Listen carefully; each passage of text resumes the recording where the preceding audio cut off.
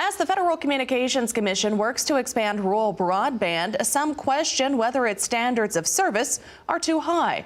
RFD-TV's Sarah Mock has more from Washington. Questions around broadband standards are common for the FCC, especially since internet speeds tend to be slower and less reliable in rural areas. But the agency's chairman says it isn't planning to lower standards. So yeah, there's been a lot of misinformation about this proposal. The actual proposal is to maintain the standard at 25 megabits per second down and 3 megabits per second up. So in that regard, the proposal is exactly the status quo. All we have teed up, however, is different questions about how do people think about mobile broadband.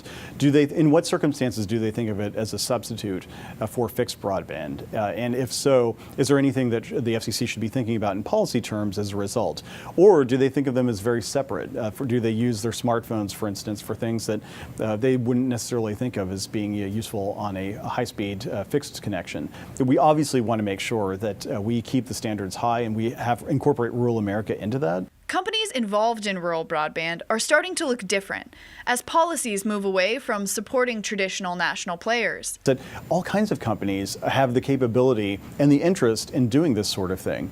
Electric cooperatives, for instance, some of which go back decades and helped spur the rural electrification movement in the 20s and 30s. They want to get involved in the business of broadband. Same thing with wireless companies, the fixed wireless companies in particular. They're able to use spectrum in very innovative ways to deliver connectivity. And now we're getting to the point where even satellite companies are getting in on the game. In the last several months, the FCC has approved the applications of 3 satellite companies, all of which want to send up a bunch of satellites into low and mid-Earth orbit.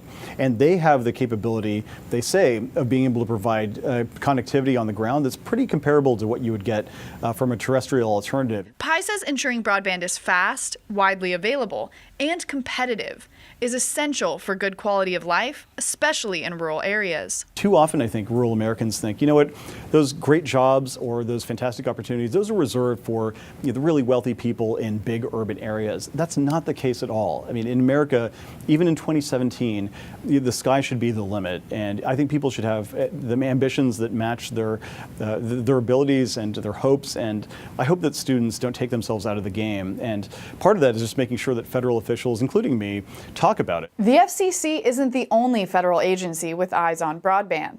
In addition to work being done at USDA and the Commerce Department, a group of Democratic senators recently announced an effort to direct $40 billion to rural broadband initiatives.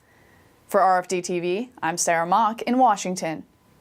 Well, meanwhile, the FCC is currently seeking public comment on a number of initiatives related to the chairman's goal of closing the digital divide. You can learn more and submit your comments by going to fcc.gov.